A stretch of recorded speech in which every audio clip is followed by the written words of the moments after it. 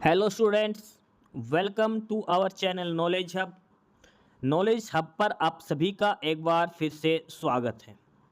Student, आज हम इस क्लास में करने वाले स्टैटिक जीके क्लास 4।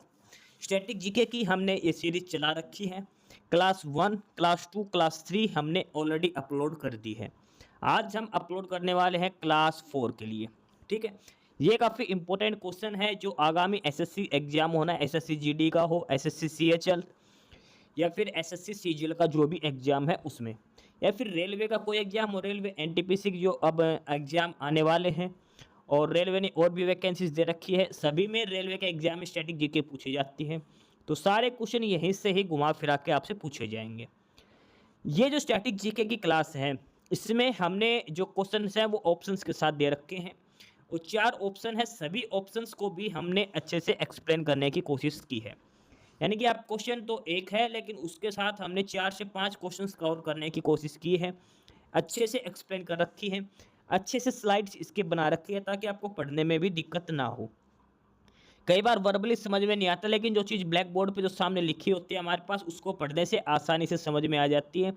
इसलिए अच्छे से डिटेल में हमने आंसर्स की एक्सप्लेनेशन कर रखे ताकि आप उसको पढ़ो तो आपको आसानी से समझ में आ जाए।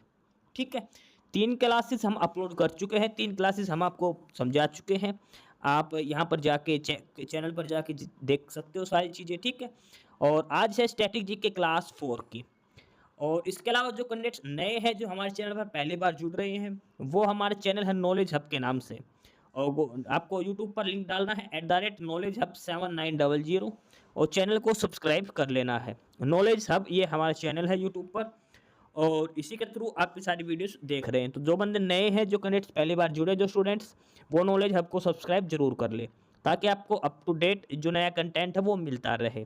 ठीक है, तो चलिए आज की क्लास स्टार्ट करते हैं। देखते हैं इंपॉर्टेंट क्वेश्चंस कौन कौन से हैं जो एग्जाम में पूछे जा सकते हैं। अच्छे से क्लास करना, शांति से आराम से सारे क्वेश्चंस करके जाने हैं आपको। सबसे पहला क्वेश्चन है, पाकिस्तान की हकीकत पुस्तक के लेखक कौन है? पाकिस्तान की हकीकत ये एक पुस्तक है, बुक है, और इस बुक के राइटर कौन है? सतीश वर्मा, मिहिर बोस, बिल क्लिंटन और रामचंद्र गुहा। ये है पाकिस्तान की हकीकत। इस पुस्तक के लेखक पूछा, इसके पुस्तक के लेखक कौन है? तो पाकिस्तान की हकीकत से रूबरू, ये पूरा नाम है पुस्तक का नाम, पाकिस्तान की हकीकत से रूबरू। पुस्तक के लेखक सतीश वर्मा है। ठीक है, द नाइन वेव्स नामक पुस्तक के लेखक मिहिर बोस है। एक ऑप्शन था मिहिर बोस, तो उन्होंने जो पुस्तक लिखी थी वो लिखी थी द 9 वेव्स। ठीक है, 9 लहरें। अगला है, यूएस के पूर्व राष्ट्रपति रहे बिल क्लिंटन के द्वारा रचित प्रसिद्ध पुस्तक है between hope and history. Bill Clinton जो ऑप्शन सी पे था, उन्होंने जो पुस्तक लिखी है वो लिखी है बिटवीन होप एंड हिस्ट्री। और अगला है, Gandhi before India and India after Gandhi पुस्तक के लेखक रामचंद्र गुहा है। चारों ऑप्शन है, चारों की बुक बता रखी है। सतीश वर्मा ने तो लिखी थी पाकिस्तान की हकीकत से रूबरू, मिहिर बोस ने लिखी थी द 9 वेव्स, और जो बिल क्लिंटन है यूएसए के पूर्व राष्ट्रपति, उन्होंने लिखी थी बिटवीन होप एंड हिस्ट्री। और रामचंद्र गुहा ने लिखी थी Gandhi before India, India after Gandhi. ये चारों बुक्स हैं, चारों राइटर अलग अलग इसमें समझा रखे हैं अच्छे से। नेक्स्ट क्वेश्चन है इसमें, और इसमें पूछ रखा है कि आपको मैच करना है कौन सी आपके गलत मैच कर रखी है। जैसे 26 जनवरी को बनाया जाता है भारत का गणतंत्र दिवस, 30 जनवरी शहीदी दिवस, 1 फरवरी तटरक्षक दिवस, 4 फरवरी विश्व कैंसर दिवस। आपको ये बताना इसमें से कौन सा गलत मैच है, कौन सा सही मैच है, आपको इनको आपस में मैच करके देना है। तो इसमें जो है 26 जनवरी को भारत का गणतंत्र दिवस मनाया जाता, सही है। ध्यान रखना, गणतंत्र दिवस और स्वतंत्रता दिवस में कंफ्यूज नहीं होना। 15 अगस्त को स्वतंत्रता दिवस होता है, 26 जनवरी को गणतंत्र दिवस होता है। 30 जनवरी को मनाया जाता है शहीदी दिवस। क्यों मनाया जाता है? गांधी जी की हत्या हुई थी 30 जनवरी को। 1 फरवरी को होता है coast guard day, coast guard जो नेवी में कोस्ट गार्ड होते हैं उनके लिए तट रक्षक दिवस। 4 फरवरी को विश्व कैंसर दिवस। 30 जनवरी को कुष्ठ निवारण दिवस भी मनाया जाता है, और 26 जनवरी को अंतर्राष्ट्रीय सीमा शुल्क और उत्पादन दिवस भी मनाया जाता है। ठीक है, अगला है क्वेश्चन इसमें, नेक्स्ट क्वेश्चन है इसमें, चितानवसल, चितानवसल गुफा चित्रकलाएं कहाँ स्थित है और किस धर्म से संबंधित हैं? चितानवसल गुफाएं चित्रकलाएं किस राज्य के अंदर हैं और कौन से धर्म से संबंधित हैं? तमिलनाडु बौद्ध धर्म, केरला जैन धर्म, केरला बौद्ध धर्म, तमिलनाडु जैन धर्म, यानी कि तो तमिलनाडु में है या फिर केरला में है, और बौद्ध धर्म या फिर जैन धर्म। ठीक है, मेन तो दो ही ऑप्शन है, स्टेट में तमिलनाडु और केरला है, धर्म में तो बौद्ध धर्म या फिर जैन धर्म। तो आपको बताना है चितानवसल गुफा जो चित्रकलाएं हैं ये किस राज्य में है और कौन से धर्म से ये संबंधित है, बौद्ध धर्म या फिर जैन धर्म। तो इसमें दे रखा है कि चितानवसल गुफा चित्रकला तमिलनाडु में स्थित है। किस स्टेट के अंदर है? तमिलनाडु में। और किस धर्म से संबंधित है? जैन धर्म की है। ठीक है, चितानवसल गुफाएं जो चित्रकला है तमिलनाडु में स्थित है और जैन धर्म से संबंधित है। पुलियार माला जैन मंदिर केरला के वायनाड जिले में स्थित है। पुलियार माला जैन मंदिर केरला के वायनाड जिले में स्थित है। चितानवसल का अर्थ होता है जैन सिद्धों का निवास। चितानवसल जो गुफा चित्रकलाएं हैं इसका अर्थ है चितानवसल का है जैन सिद्धों का निवास। चितानवसल गुफा के चित्र पल्लव राजवंश के शासक महेंद्र वर्मन द्वारा बनाए गए थे। किसने बनाए थे? पल्लव राजवंश का जो शासक है महेंद्र वर्मन, उनके द्वारा बनाए गए थे। तमिलनाडु में महाबलीपुरम के पास वराह गुफा स्थित है। वराह गुफा कहाँ पर है? यह तमिलनाडु के महाबलीपुरम के पास वराह गुफा। ठीक है, तमिलनाडु में है और जैन धर्म से संबंधित है चितानवसल गुफाएं, और तमिलनाडु के महाबलीपुरम में भी है वराह गुफाएं। और चितानवसल जो गुफा है ये पल्लव राजवंश के शासक महेंद्र वर्मन के द्वारा ये बनाई गई थी, जैन धर्म से संबंधित है। और केरल के वायनाड में कौन सा जैन मंदिर है? पुलियार माला। ठीक है, उसके बाद अगला है, ये मैच करना है आपको, जस्टिन हैनिनार्ड और ये है बेल्जियम से, किम क्लिस्टन्स ये इंग्लैंड से, टिम हैंडमैन ऑस्ट्रेलिया से, एंडी रोडिक यूएस से। इसको आपसे दिखाना कि टेनिस खिलाड़ी के नाम दे रखे और किस देश से संबंधित हैं। ये टेनिस खिलाड़ी हैं और आपको बताने किस देश से ये संबंधित हैं। तो इसमें जो एक एक दे रखा है, जो ऑप्शन सी पर था जस्टिन हेनिन हार्डेन, ये बेल्जियम की महिला टेनिस खिलाड़ी हैं। जस्टिन हेनिन हार्डेन ये बेल्जियम की महिला खिलाड़ी हैं। किम क्लिस्टन भी बेल्जियम की महिला टेनिस खिलाड़ी हैं। ये दोनों ही बेल्जियम की टेनिस खिलाड़ी हैं, महिला टेनिस खिलाड़ी बेल्जियम से, जस्टिन हेनिन हार्डेन और किम क्लिस्टन। टिम हैंडमैन ये इंग्लैंड के जो रिटायर्ड टेनिस खिलाड़ी हैं। एंडी रोडिक ये अमेरिका के पूर्व पेशेवर टेनिस खिलाड़ी हैं। ठीक है, ये पहले खेलते थे टेनिस, अब इन्होंने संन्यास ले लिया है। ये काफ़ी इंपॉर्टेंट क्वेश्चन है, मोस्ट इंपॉर्टेंट क्वेश्चन, इसको लगा के चलिए। भारत के पड़ोस में घोड़े की नाल जैसे आकार वाला मूंगे का द्वीप कहाँ पर है? ये क्वेश्चन आता है कई बार सीधा, मूंगे का द्वीप कहाँ पर स्थित है? इसका आकार है घोड़े की नाल जैसा, ये जो दिखा रखा ये द्वीप है, ये किस महाद्वीप पर है? भारत में कहाँ पर है? अंडमान निकोबार आइलैंड पर है, मालदीव में है, लक्षद्वीप में या फिर श्रीलंका में? भारत के पड़ोस में है ये घोड़े की नाल जैसा मूंगे का द्वीप। घोड़े की नाल का जो आकार है उस आकार का मूंगे का द्वीप के नाम से इसको जानते हैं। तो ये कहाँ पर है? तो ये जो है ये है लक्षद्वीप पर। भारत के पड़ोस में घोड़े की नाल जैसे आकार वाला मूंगे का द्वीप समूह लक्षद्वीप में है। कहाँ पर है? लक्षद्वीप में। लक्षद्वीप का आकार वलय आकार या एटोल है। लक्षद्वीप जो द्वीप समूह उसका आकार कैसा है? वलय आकार। लक्षद्वीप प्रवाल भित्ति से निर्मित द्वीप है। जो प्रवाल भित्ति जो है भारत में वो लक्षद्वीप में है, और अगर महाद्वीप का नाम आ जाए तो ऑस्ट्रेलिया महाद्वीप पर है प्रवाल भित्ति, और इंडिया में कहाँ पर है? लक्षद्वीप पर। अंडमान और निकोबार द्वीप समूह को मरकत द्वीप भी कहते हैं। अंडमान और निकोबार आइलैंड का दूसरा नाम क्या है? मरकत द्वीप भी। 9 डिग्री चैनल लक्षद्वीप को मिनिकॉय से अलग करता है। 9 डिग्री जो चैनल है वो ऊपर लक्षद्वीप और ये मिनिकॉय को आपस में अलग करता है। विश्व के मानचित्र पर श्रीलंका की आकृति नारियल की तरह दिखाई देती है। श्रीलंका की आकृति है तो नाशपाती आएगी या फिर नारियल आएगा। ठीक है, अगला क्वेश्चन देखते हैं इसमें, और ये दे रखा है कि जरांज देलाराम सड़क के बारे में कौन सा कथन सही है? जरांज देलाराम सड़क यह अफगानिस्तान में है। इसे BRO बॉर्डर रोड ऑर्गेनाइजेशन के द्वारा बनाया गया सीमा सड़क संगठन। इससे अफगानिस्तान के यातायात और व्यवसाय में वृद्धि हुई है। तो जरांज दिलाराम सड़क के बारे में बताना है और तीनों ही कथन सही है। जरांज दिलाराम राजमार्ग ईरान को अफगानिस्तान से जोड़ता है। ईरान को अफगानिस्तान से जोड़ता है जरांज दिलाराम रोड मार्ग। ठीक है। इस राजमार्ग का निर्माण BRO द्वारा लगभग 600 करोड़ रुपए की लागत से किया गया है। इसका निर्माण कार्य 2005 में शुरू हुआ और 2009 में इसे पब्लिक के लिए खोल दिया गया। इसकी लंबाई 200 किलोमीटर है।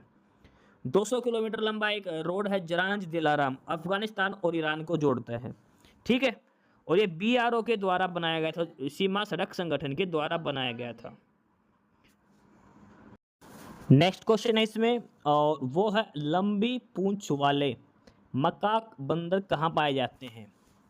लंबी पूंछ वाले मकाक बंदर कहाँ पाए जाते हैं। सिलिकॉन वैली, शांत घाटी यानी कि साइलेंट वैली है ये, और उसके बाद है मेडागास्कर, ऑप्शन डी है अंटार्कटिका। लंबी पूंछ वाले मकाक जो बंदर हैं वो कहाँ पाए जाते हैं। तो इसके जो करेक्ट आंसर है वो हम मकाक बंदर है वो साइलेंट वैली में पाए जाते हैं। शांत घाटी यानी कि साइलेंट वैली के अंदर ये पाए जाते हैं। ठीक है। साइलेंट वैली में ये पाए जाते हैं लंबी पूंछ वाले मकाक बंदर। साइलेंट वैली कहाँ पर है, ये केरला राज्य के अंदर है। साइलेंट वैली बचाओ जो आंदोलन है ये सुगाथा कुमारी ने की थी। जो साइलेंट वैली शांत घाटी बचाओ आंदोलन का नेतृत्वकर्ता सुगाथा कुमारी थी। भारत में सिलिकॉन वैली कर्नाटका में तथा विश्व में अमेरिका के कैलिफोर्निया में स्थित है। सिलिकॉन वैली और इंडिया में कहाँ पर है, कर्नाटक राज्य बेंगलुरु के अंदर बोलते हैं इसको। ठीक है। और वर्ल्ड में कहाँ पर है, अमेरिका के कैलिफोर्निया में। अंटार्कटिका को श्वेत महाद्वीप, बर्फीला महाद्वीप और विज्ञान को समर्पित महाद्वीप कहा जाता है। अंटार्कटिका जो महाद्वीप है उसको, ठीक है। अंटार्कटिका महाद्वीप पेंगुइन पक्षी हेतु प्रसिद्ध है। जो पेंगुइन पक्षी है वो कहाँ पाए जाते हैं, अंटार्कटिका महाद्वीप में पाए जाते हैं। मेडागास्कर अफ्रीका महाद्वीप में स्थित है। इसकी राजधानी अंतानानारिवो है, मेडागास्कर की। ठीक है। अफ्रीका महाद्वीप के अंदर है। साइलेंट वैली के अंदर पाए जाते हैं। साइलेंट वैली केरला के अंदर है। सिलिकॉन वैली है ये अमेरिका कैलिफोर्निया में और इंडिया में बेंगलुरु में है। ठीक है। अगला क्वेश्चन है, गुआम द्वीप पर किस देश का प्रशासनिक नियंत्रण है। जो गुआम जो आइलैंड है इस पर किस देश का कंट्रोल है, जो प्रशासनिक कंट्रोल किस देश का है। फ्रांस, अमेरिका, डेनमार्क और कनाडा। तो गुआम द्वीप पर जो कंट्रोल है वो अमेरिका का है। ठीक है। गुआम द्वीप पर जो नियंत्रण है वो अमेरिका प्रशासन का नियंत्रण है। गुआम 1950 में आधिकारिक तौर पर अमेरिका का हिस्सा बना हुआ है। गुआम में अमेरिकी नेवी का एक बेस है। नेवी बेस कहाँ पर, अमेरिकी नेवी बेस का एक गुआम आइलैंड पर भी है। गुआम आइलैंड प्रशांत महासागर के दक्षिण क्षेत्र में स्थित है। कहाँ पर ये जो पैसिफिक ओशियन है उसके साउदर्न रीजन के अंदर है। विश्व का सबसे बड़े द्वीप ग्रीनलैंड पर डेनमार्क का प्रशासनिक नियंत्रण है। देखो जो ग्रीनलैंड है वहाँ पर किसका है, डेनमार्क का कब्जा है।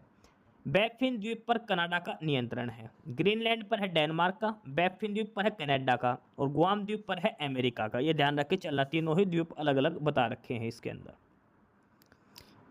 अगला क्वेश्चन है इसमें, गरीबों की कथकली किस नृत्य को कहा जाता है।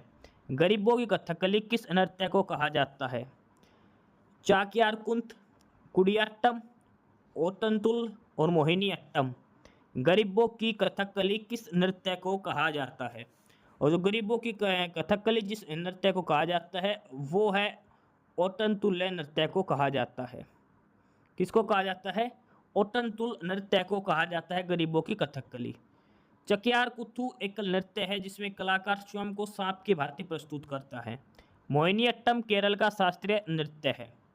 केरल में अच्छी फसल की खुशी मनाने के लिए कई कोटिकल्ली नृत्य पुरुषों और स्त्रियों द्वारा प्रस्तुत किया जाता है। तो गरीबों की कथकली कौन सा है, ओटनतुल नृत्य को गरीबों की कथकली कहा जाता है और मोहिनीअट्टम केरल का शास्त्रीय नृत्य है। ठीक है। अगला है, निम्नलिखित वर्षों में से किस वर्ष में BSNL की स्थापना हुई थी। जो BSNL है भारत संचार निगम लिमिटेड, BSNL, और BSNL की स्थापना कब हुई थी, 2000, 2001, 2002, 2003 में। बीएसएनएल की स्थापना कब हुई थी? बीएसएनएल की स्थापना हुई थी 2000 के अंदर। 2000 में बीएसएनएल की स्थापना हुई थी। बीएसएनएल का नाम भारत संचार निगम लिमिटेड। बीएसएनएल एक गवर्नमेंट जो संचार कंपनी है, इसका मुख्यालय नई दिल्ली के अंदर है। बीएसएनएल भारत का सबसे पुराना संचार सेवा प्रदाता है। भारत संचार निगम लिमिटेड बीएसएनएल। जर्मन साम्राज्य की स्थापना किसने की थी? जर्मन साम्राज्य की स्थापना किसने की थी? Count Bismarck, Hitler, Karl Marx और मोल्टन। जर्मन जो साम्राज्य है उसकी स्थापना किसने की थी? तो जर्मन साम्राज्य की स्थापना ये की थी बिस्मार्क ने। काउंट बिस्मार्क ने जर्मन साम्राज्य की स्थापना की थी। काउंट बिस्मार्क ने 1871 में इंटीग्रेटेड साम्राज्य की स्थापना की थी। जर्मनी में राष्ट्रीय आंदोलन का प्रारंभ प्रसा से हुआ था। प्रारंभिक अवस्था में बिस्मार्क उदारवादी विचारधारा का कट्टर विरोधी था एवं प्रजातंत्र में उसकी कोई आस्था नहीं थी। जर्मनी में आर्थिक राष्ट्रवाद का जनक फ्रेडरिक लिस्ट को माना जाता है। कार्ल मार्क्स को वैज्ञानिक समाजवाद का जनक कहा जाता है। हिटलर जर्मनी के शासक था। ठीक है, तो जो जर्मनी की जो स्थापना की थी वो काउंट बिस्मार्क ने की थी 1871 के अंदर जर्मन साम्राज्य की। अगला है निम्नलिखित में कौन सा एक सही सुमेलित नहीं है, यानी कि एक गलत है? एपिको आंदोलन एपी हेगड़े, चिपको आंदोलन एसएल बहुगुणा, नर्मदा बचाओ आंदोलन मेधा पाटेकर, शांत घाटी आंदोलन बाबा आमटे। तो हमने अभी पढ़ा था शांत घाटी आंदोलन, ये बाबा आमटे नहीं है, ऑप्शन डी इसका गलत है। शांत घाटी आंदोलन ये बाबा आमटे वाला, ये ऑप्शन गलत है इसका, क्योंकि जो शांत घाटी जो साइलेंट वैली आंदोलन चलाया था ये सुगाथा कुमारी ने चलाया था। ये हमने एक ऊपर क्वेश्चन में पढ़ा था अभी। ठीक है, जो साइलेंट वैली का जो क्वेश्चन हमने पढ़ा था अभी उसमें भी आया था कि जो शांत घाटी आंदोलन है इसके नेतृत्व किया था सुगाथा कुमारी ने। शांत घाटी आंदोलन सुगाथा कुमारी ने। बाबा आमटे का संबंध है आनंद वन आश्रम से जो कुष्ठ रोगियों के लिए समर्पित है। आनंद वन आश्रम ये हमने एक पीछे क्लास में किया था कि आनंद वन के संस्थापक कौन थे। आनंद वन आश्रम बनाया बाबा आमटे ने और ये कुष्ठ रोगियों के इलाज के लिए जाना जाता है। एपिको आंदोलन 1983 में कर्नाटक में पांडुरम हेगड़े के नेतृत्व में हुआ जो पर्यावरण संरक्षण का आंदोलन था। एपिको आंदोलन पर्यावरण संरक्षण से संबंधित था। सुंदरलाल बहुगुणा और चंडी प्रसाद भट्ट के नेतृत्व में वृक्षों की कटाई को रोकने के लिए चिपको आंदोलन शुरू हुआ था।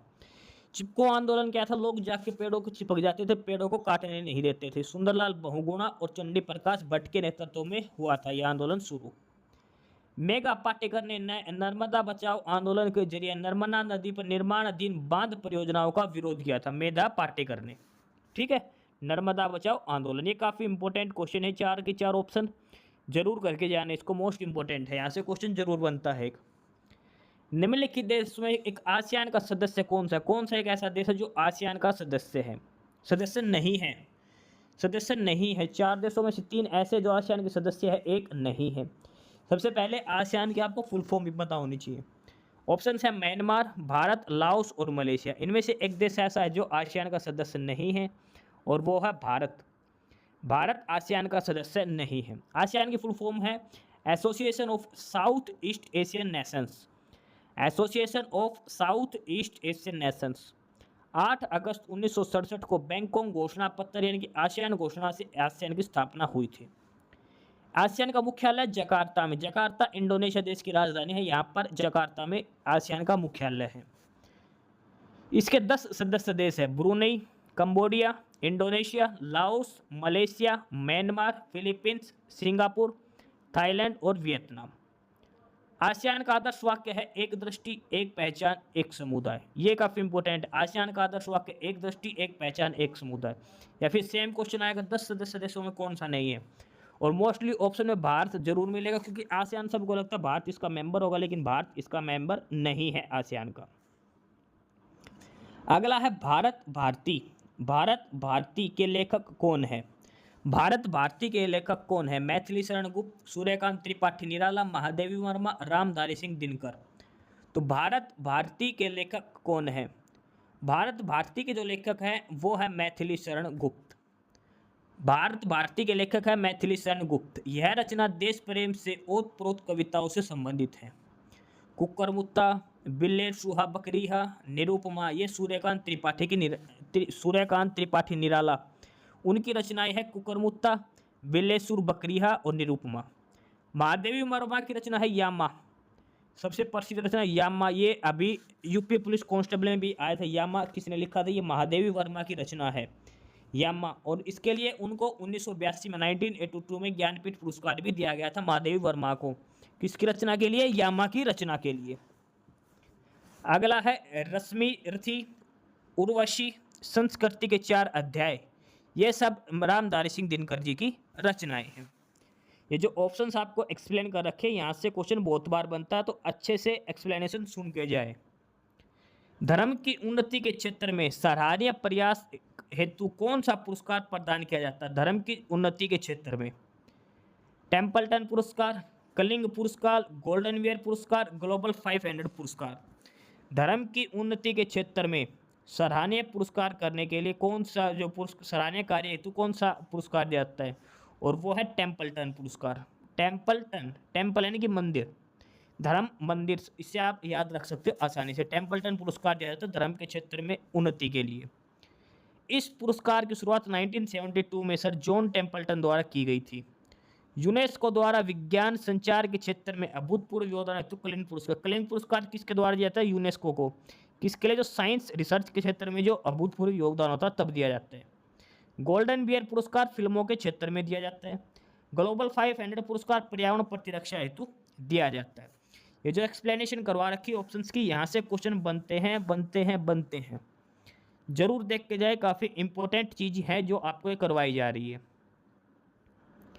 अगला है गोवा में स्थित मशहूर चर्च का नाम क्या है जहां सेंट फ्रांसिसी जेवियर का पार्थिव शरीर रखा गया है? और यह यूनेस्को की विश्व धरोहर की सूची में भी शामिल है।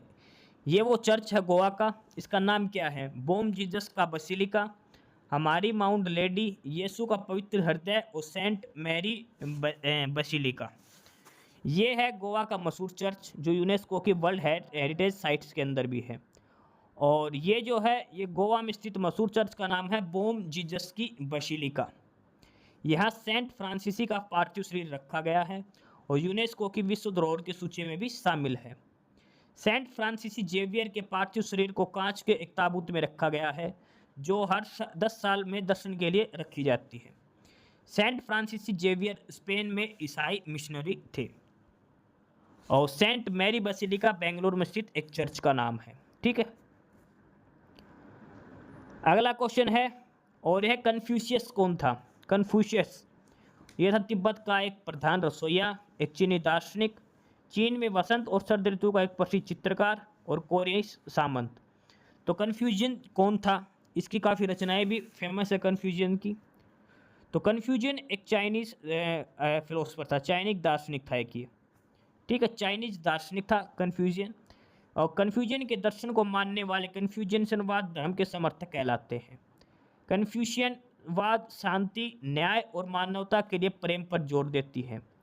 The classic of changes, the classics of documents, the classics of poetry, the analytics आदि इस धर्म के पवित्र ग्रंथ हैं। कन्फ्यूजन जो धर्म है उसके ये ग्रंथ के नाम है the classic of changes, the classics of documents, the classics of poetry. ये सारे इसके प्रमुख रचनाएं हैं, इस धर्म के ग्रंथ हैं प्रमुख। अगला है गोल्डन रॉक पगोडा किस देश में स्थित है? Golden rock pagoda, black pagoda तो सूर्य का जो कोणार्क मंदिर उसको कहते हैं, और यह गोल्डन रॉक जो सुनहरी जो चट्टान है उसका। श्रीलंका, म्यांमार, नेपाल और चाइना। गोल्डन रॉक पैगोडा कहाँ पर स्थित है? और ये है म्यांमार के अंदर। गोल्डन रॉक पैगोडा म्यांमार में है। गोल्डन रॉक पैगोडा करीब 25 फुट ऊंचा एक भारी भरकम पत्थर है जो एक दूसरे के ढाल पर टिका हुआ है। पौराणिक कथाओं के अनुसार यह भगवान बुद्ध के बालों से घिरा हुआ है। श्रीलंका में बौद्ध धर्म से संबंधित डाम्बुला गुफा मंदिर, गल विहार, मिंटेल और टुलका मंदिर इत्यादि प्रसिद्ध स्थान हैं। गौतम बुद्ध की जन्मस्थली लुम्बिनी नेपाल में है। गौतम बुद्ध की जन्मस्थली कहाँ पर है? लुम्बिनी नेपाल में। बुद्ध की स्प्रिंग टेम्पल प्रतिमा चीन में स्थित है। ठीक है, गोल्डन रॉक पैगोडा ये म्यांमार के अंदर है।